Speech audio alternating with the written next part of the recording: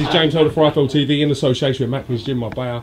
I'm in the O2 Arena today in London. We've just witnessed an absolute classic fight between Nick Blackwell and John Ryder. Nick Blackwell winning the Lonsdale title at middleweight. First and foremost, how pleased are you with that result, Mick? I'm over the moon. I'm delighted and really chuffed for Nick because, you know, he's done things the hard way in this sport. He had no amateur experience. He come into the game. He was thrown into fights he shouldn't have been in at the wrong time, and you know, he's a true warrior, and he's been learning on the job as a pro, and that's a hard thing to do. So I'm more delighted for Nick because he's done something special tonight. I mean, looking at his record and some of the fights he's been in some hard fights. Maybe at the wrong time in his career, taking tough fights when he should really be learning. Do you think sometimes boxers underestimate him looking at some of the fights he's been in? Yeah, they look at his record, and that's a big mistake. And you know what? He was in the wrong fights at the wrong time. He wasn't experienced enough. But that's what's helped make the man he is now. To be fair, because you know he is he's got an iron chin. He's got a will like you see in very few fighters, and his determination. He's got great skills as well, and I think he's going to go on to be a special talent. My aim is to go on to make him to be a proper world champion. A class world champion. I mean, you wanted this fight originally on Channel 5, the purse bids, Eddie's managed to get it. How satisfying is it to come on a matchroom card and be leaving with a new Lonsdale champion? Of course, very satisfying. I mean, look, there weren't much in the purse bid. It was one of them. But, you know, when we enter a purse bid, we don't just, you know, we don't shy away for it because we lost for a few dollars. We turn up and make the numbers up. And we fancied this fight. I fancied this fight strongly from the off. I really did in a big way. So I went for it.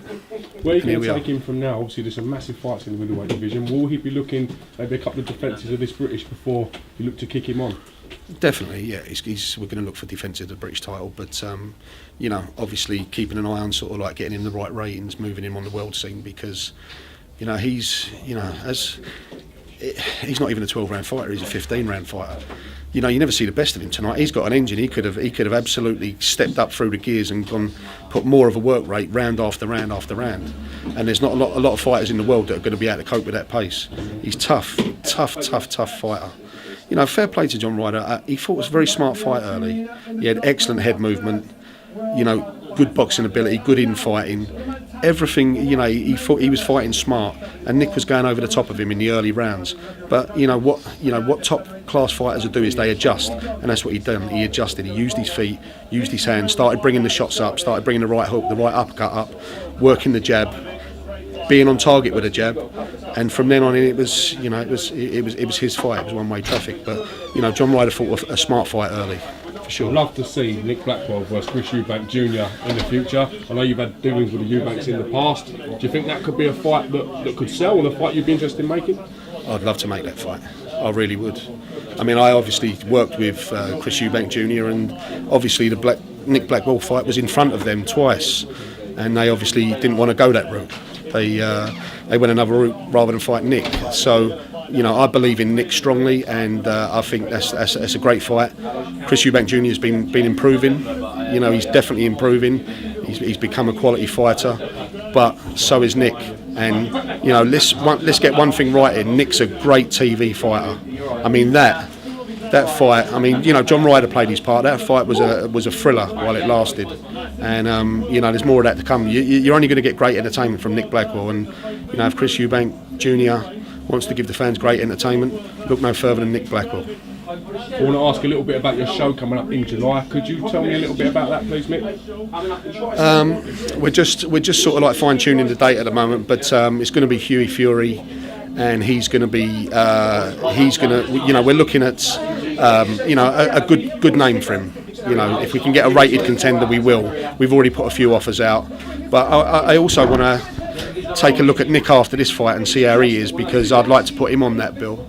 But obviously, you know, we've got to sit down and talk. We've got to check out, you know, the cut and if there's any other niggling injuries. So yeah, it's going to be a great card. It's going to be sort of mid to late July, and you know, we'll finalise that over the next week. I mean, I can't have you here without talking about the Tyson Fury WLADIMIR KLITSCHKO mandatory situation, without telling me how far you are in negotiations. Can you sort of say you are in negotiations and things are moving? Well, look, you know, both camps have been in negotiations for a while, but obviously, you know, when a purse bid is put in place, that obviously, you know, sets a deadline. So, you know, obviously everyone would like to try and get it done in a private negotiation rather than go to purse bid. So that's our aim. We just got to continue negotiating.